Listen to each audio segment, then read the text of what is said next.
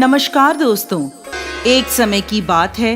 भगवान शिव और माता पार्वती पृथ्वी पर भ्रमण करने के लिए निकले। शिव जी ने पार्वती जी से पूछा कि आप 12 महीने के रास्ते से चलोगी या 6 महीने के रास्ते से? तो पार्वती जी बोली, मैं 12 महीने के रास्ते से चलूंगी। तब शिव जी ने पार्वती जी से कहा कि संसार के लोगों के दुखों को देखकर आप कोई भी हट नहीं करोगी।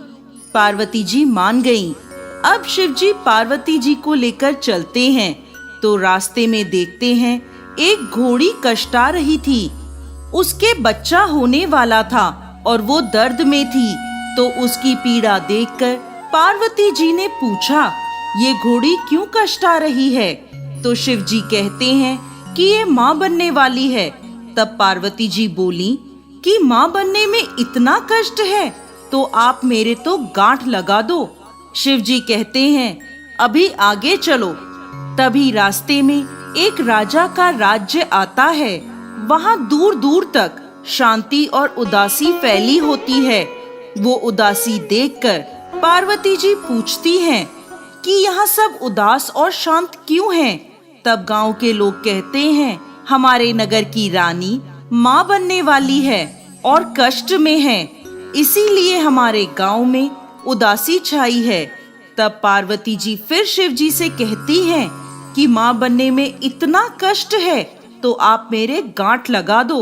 वो शिव जी के पीछे पड़ जाती हैं, पर शिव जी उन्हें ये कहकर आगे बढ़ जाते हैं कि यदि एक बार गांठ लग गई तो दोबारा नहीं खुल सकती।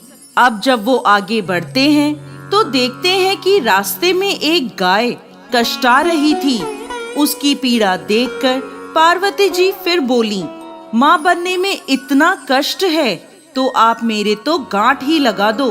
पार्वती जी हट करने लगी तो शिव जी ने पार्वती जी के गांठ लगा दी। अब वो दोनों आगे बढ़े। इस प्रकार चलते चलते वो दोनों पार्वती जी के पीहर पहुँचते हैं। वहाँ सब उनकी खूब आवभगत करते हैं, खूब पकवान बनाए जाते हैं। पर शिव जी जो भी खाना बना होता है वो सब खाना खा जाते हैं। अब पार्वती जी क्या खाएं?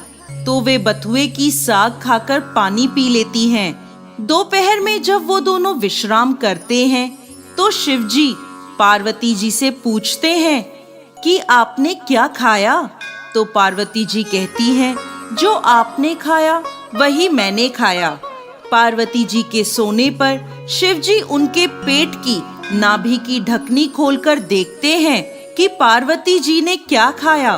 तो उनके पेट में बथुए का साग और पानी दिखता है। पार्वती जी के जागने के बाद शिव जी उनसे कहते हैं, आपने हमसे झूठ बोला था, आपने तो बथुआ और पानी पिया है। तब पार्वती जी उनसे हठ करती हैं कि आज के बाद कोई भी किसी भी महिला की ढकनी खोलकर नहीं देखेगा। अर्थात आज के बाद कोई भी किसी भी महिला के पेट में नहीं देख सकेगा, क्योंकि किसी भी महिला के पेट में उसके ससुराल और पीहर की लाज होती है। आप वचन दें। तब शिव जी को वचन देना पड़ता है। उसके बाद से अब तक किसी की भी ढकनी नहीं खुलती है। अब वो दोनों वापस कैलाश पर्वत की ओर निकलते हैं तो रास्ते में गाय अपने बछड़े को चाटती हुई मिलती है और खूब खुश दिखाई देती है। ये देखकर पार्वती जी शिव जी से अपनी गांठ खोलने को कहती हैं। तो शिव जी कहते हैं, मैंने आपको पहले ही कहा था कि गांठ मत लगवाओ, लेकिन आपने तो जिद पकड़ ली। अब वो दोनों आगे बढ़ते हैं तो राजा के गांव में खूब ढोल नगाड़े बज रहे होते हैं, मिठाइयाँ बांटी जा रही होती हैं, लोग खूब नाच गा रहे होते हैं और खुशियाँ मना रहे होते हैं। पार्वती जी लोगों से पूछती हैं, यहाँ क्या हुआ? तो सब बताते हैं, नगर की रानी के यहाँ बेटा होने की खुशी का जश्न मनाया जा रहा है। इसी तरह वो आगे चलते हैं तो उन्हें घोड़ी भी अपने बच्चे के साथ खूब खुश दिखाई देती है। ये देखकर पार्वती जी फिर शिव जी से गांठ खोलने की जिद करने लगती हैं। तो शिव जी कहते हैं, मैंने आपसे पहले ही कहा था गांठ मत लगवाओ।